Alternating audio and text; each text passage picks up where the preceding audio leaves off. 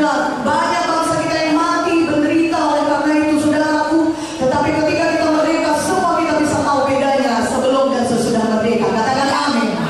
Tapi tahukah saudara, ada penjajahan yang jauh lebih kejam daripada penjajahan dari satu bangsa pada bangsa lain, yaitu penjajahan dosa, saudaraku.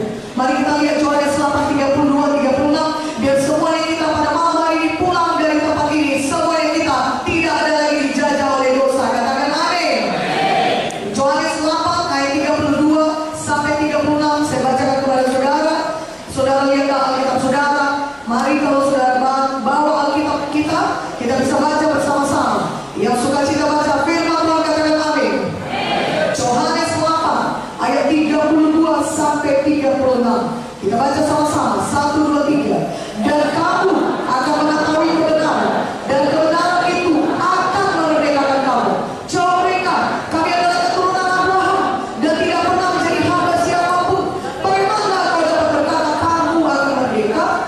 Kata Yesus kepada mereka, aku berkata kepadamu, sesungguhnya setiap orang yang berbuat dosa adalah hamba dosa. Dan hamba tidak tetap tinggal dalam rumah, tetapi anak tetap tinggal dalam rumah. Jadi apabila anak itu memerdekakan kamu, kamu pun benar-benar merdeka. Amin. Jikalau kamu mengenal kebenaran itu akan memerdekakan kamu. Haleluya. Jikalau anak itu memerdekakan kamu, anak itu besar. Jikalau Yesus memerdekakan kamu, maka kamu pun benar-benar merdeka. Katakan amin. Orang jauh heran. Mereka berkata, kenapa kami perlu dimerdekakan? Kami ini keturunan Abraham. Kami belum pernah dijajah oleh siapapun. Kami orang merdeka. Kenapa kami perlu dimerdekakan?